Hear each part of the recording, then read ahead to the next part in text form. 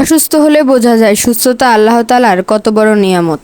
আসসালামু আলাইকুম, কি অবস্থা সবার? এই তো সেদিন আমি গিয়েছিলাম ডাক্তারের কাছে, পরপর 3 দিন যাওয়া লেগেছিল, তো 2 দিনের ভিডিও আমার কাছে করা আছে। এই তো ঘরতালা দিয়ে বেরিয়ে পড়লাম হসপিটালের উদ্দেশ্যে। এখন কম বেশি সবাই অসুস্থ, ঋতু পরিবর্তনের কারণে এখন সবারই কম বেশি ঠান্ডা জ্বর হচ্ছে। আমি বাইরে বের হয়েছি আর ঝালমুড়ি খাবো না তা তো হতে পারে না। ডাক্তারের কাছে গেলে যত সময় বসে থাকতে হয় আর দৌড়াদৌড়ি করতে হয়, তাতে আরো অসুস্থ রোগী আরো বেশি অসুস্থ হয়ে যায়। বসে থাকতে থাকতে বিরক্ত হচ্ছিলাম, তাই নিচে গেলাম।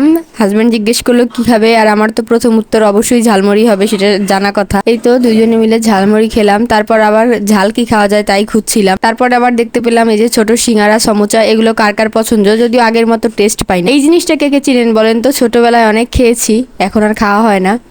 তারপর ডাক্তার দেখিয়ে এই তো চলে যাচ্ছি বাসায় টেস্ট করে। আসলে ওই দিন আর রিপোর্ট দেয়নি, রিপোর্ট পরের দিন দিয়েছে। এই তো গাড়ি নিয়ে গেলে আবার ঝামেলা, পার্কিং এ মানে অপেক্ষা করতে হয় কিছুক্ষণ। তারপর এই যে আমরা হচ্ছে এনা মেডিকেলে গিয়েছিলাম, শিউলি ম্যামকে দেখিয়েছিলাম। এই তো আমার ব্লাড নিয়ে ছিল, ব্লাড টেস্ট ছিল আর একটা আলট্রা ছিল। ব্লাড টেস্ট আমি খুবই ভয় পাই, মানে সিরিঞ্জ দিয়ে রক্ত নিবে এটা তো আমি ভাবতেই পারি না, খুব ভয় লাগে, কিন্তু কিছু করার নেই, ভয়কেই জয় করতে হয়। মেয়েরা সব পারে, মেয়েদেরকে সব পারতে হয়। তারপর এই তো চলে দুইজন যাচ্ছি বাসার উদ্দেশ্যে।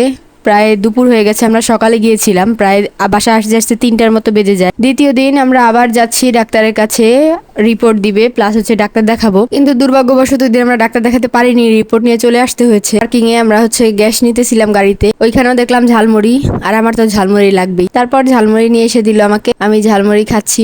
ঝালমুড়ি এমন একটা জিনিস যেটা আমার মনে হয় না কারো অনীহা আসবে, আমার তো অন্তত আসে না। আমার সবারই ঝালমুড়ি ভাল লাগে, আছে না কিছু ফুচকা হয়তো সবারটা ভাল লাগে না, কিন্তু ঝালমুড়ি সবারটাই ভাল লাগে।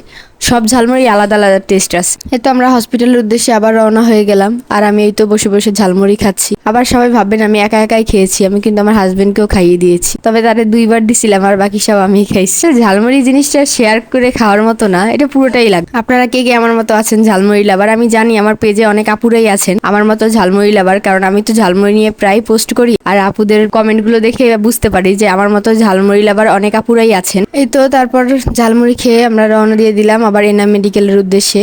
যারা সাভারে থাকেন অবশ্যই এনাম মেডিকেল চিনবেন। আপনারা কারা কারা সাভারে থাকেন বা সাভার চিনেন কমেন্ট করে জানাবেন, অবশ্য চেনার কথা, কারণ এখানে স্মৃতিসৌধে কম বেশি সবাই আসে। তারপরে তো আমরা ওই দিন ডাক্তার দেখাতে পারলাম না, বাসায় চলে আসলাম। পরের দিন আবার গিয়েছিলাম, কিন্তু সেদিন আসলে আর ভিডিও করা হয়নি। একই ধরনের ভিডিও প্রতিদিন করতেও একটা আনইজি লাগে, বিরক্তও লাগে। আসলে বাংলাদেশের সিস্টেমটাই এরকম, ডাক্তার দেখাতে গিয়ে রোগীর যে পরিমাণ দৌড়াদৌড়ি করতে হয়, হ্যারাসমেন্ট হতে হয়, তাতে রোগী অর্ধেক অসুস্থ হয়ে যায়। আমার হাজবেন্ড তো শুধু বারবার বলতেছিল যে যদি রোগী মারাও যায় তাও ওনারা বলবে একদিন পর দেখবে। আসলে কিছু করার নেই, আমরা আটকা ওনাদের কাছে।